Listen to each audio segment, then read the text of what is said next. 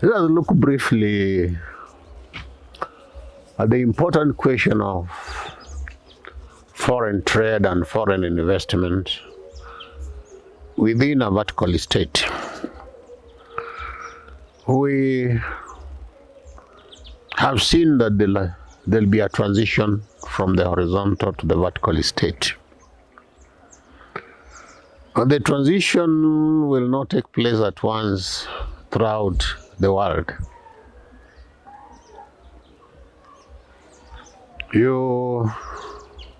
We may have a situation where we are in the vertical state but surrounded by horizontal states. Or we have a few vertical states in the world and the majority are horizontal. Or a majority are vertical, but we still have pockets of horizontal systems in other countries. Because a vertical system is totally, wholly, 100% dependent on psychological liberation. There is no force. There can be no force in psychological liberation. It is completely free. Freedom cannot be attained through violence. Freedom can only be attained, can only be unveiled voluntarily through deep attention. And therefore, we can realistically foresee that part of the world will be vertical and part of the world will be horizontal. But now we have to live within that world. We have to coexist. And coexisting as nations, as states, means that we have to conduct foreign affairs, we have to conduct foreign trade, we have to trade with each other. Whether verticalist or horizontal state, there'll still be room for foreign investment. So what kind of policies would a vertical state put in place to guide foreign trade and foreign investment? We had earlier seen that a vertical state has very, very limited role in society. The verticalist government has a very small role in society.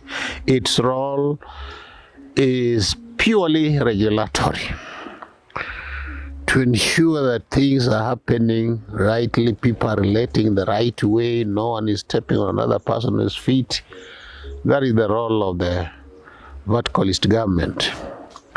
Initially, before the whole world turns vertical, because of pockets of horizontalism, it will be necessary for a verticalist government to also play another role of defending the vertical state, defending the vertical society against any encroachment from horizontal society. So they may still have a standing army that is guided and overseen by a government in the vertical state. But if the whole world were vertical, there would be no need for standing armies, there would be no need for armed forces, there would even be no need for manufactured weapons. But because the reality is that it may take a bit of time before the whole world becomes vertical, it may be necessary to defend the system against encroachment from horizontalists. Now, so what about foreign trade? Again, we need to emphasize that a verticalist government will not be carrying out projects. It will be overseeing projects. It will be regulating projects, but it will not be carrying out projects. It will not be building roads. It will not be planting trees. It will not be digging boreholes and so on. That will be the role of people within the citizens in the vertical society. So it will have no reason. It will have no reason to engage in trade. Because for a verticalist government to engage in trade, it will be setting itself up in a competition with its own people. And you cannot be a regulator and at the same time a competitor. You cannot be a regulator and at the same time a player in the system. You cannot be a referee and a player at the same time. If you are going to be a referee, then you cannot be a player. If you are going to be a player, then you cannot be a referee. And that is something that we need to emphasize, that in the verticalist system, the government will not be in a competition with the people. Therefore, the government will not be trading. The government will be regulating. And the best way to do it is to ensure that we have a record. How much are we exporting to Japan? If we are exporting to Japan goods worth 100 billion yen, then we can only import up to 100 billion yen value of goods.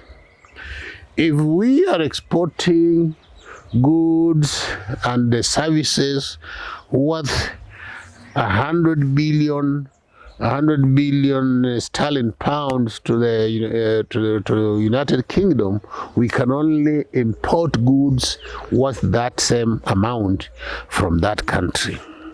In other words, from the word go, there'll have to be a balance of trade between a vertical state and any other country that we are dealing with. Of course, the other country will be at liberty if they want to import more from us than we export to them. That's okay. But the policy, our internal policy as a vertical state, is to ensure that we do not import from any particular country more than they import from us, so that there's always a balance or there's a surplus in our favor. If there's a surplus in our favor, we celebrate. But we cannot allow a disadvantage, a surplus in favor of the people we are trading with. That's number one. And the reason is simple. So that we retain the value of our currency, so that we do not get into unnecessary debts. Now, that is as far as foreign trade is concerned. What about foreign investment? We cannot live in isolation. We have said even if the rest of the world is horizontal and we are the only verticalists, we still have to deal with them. We still have to relate to them. And therefore, when it comes to foreign investment, there are a number of things that can be invested here in our vertical state by foreigners. One of them is capital. They can invest money. Number two, they can invest ideas, just pure ideas. Meaning, they can give us the ideas and we implement and we pay them for the idea. Or they become partners purely by virtue of the ideas they have shared with us that we are using to generate goods and services. We can actually consider them partners on that basis. They can also invest labor.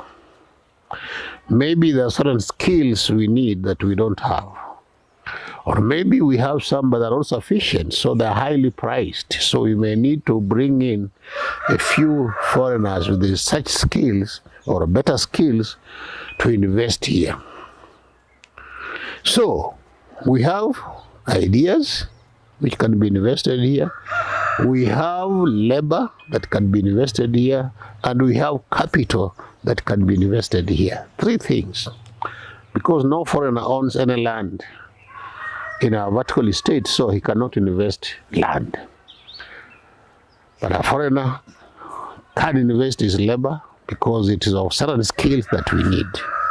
A foreigner can invest our ideas because we need those ideas and we can see they're profitable and useful to our people. So we welcome them. A foreigner can invest capital.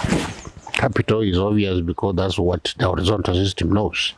Capital is always moving all over the world from country A to country B like that. Now, within the vertical system, we have said people will relate in partnership. When they're relating in partnership, you can only invest one thing in any particular enterprise. In any particular partnership, you can only invest either land, labor, or capital, or maybe ideas. In other words, you can give an idea, use it as to get partnership, or you can sell it. Labor, you cannot sell it, you can only invest it. Land, you cannot sell it, you can only invest it. Capital, you can invest, but you can only invest one thing in a particular enterprise.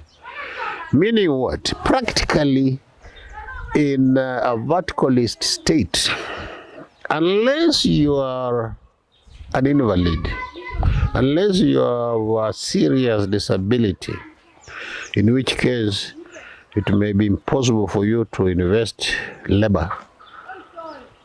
Unless you are like that, there are a number of things you can invest. You can invest ideas, you can invest land, you can invest your labor, you can invest your capital. But the beauty of the vertical system is that everyone has something to invest. If I have a disability, it means that it is only my labor that I cannot invest. If my disability has affected my legs, my hands, and maybe my eyes and my ears, then maybe it's only I cannot invest my labor. But I still have land I can invest. I still have ideas I can invest. And those things that bring some capital I can also invest. So nobody is completely destitute in a vertical system. And you may even be an invalid, you may even be disabled. But you have superior ideas. Ideas that are so superior that even those who have 4 investment things cannot compete with your ideas. So no one is disadvantaged in a vertical system. It is not like in a horizontal system where if you have a disability and you have no land, then you are finished. And because you have not gone to schools, so maybe you even have no ideas. Very unfortunate. What do you think?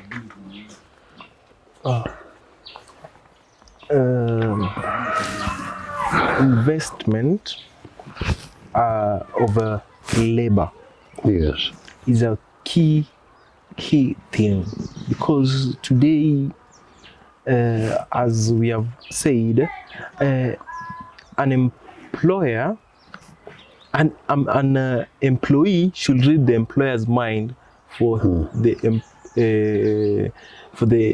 employee to succeed. yes, Like there is the constraint, and that leads to lack of freedom. yeah, Like you have to serve at the mercies of somebody. yes. The labor as an investment will really help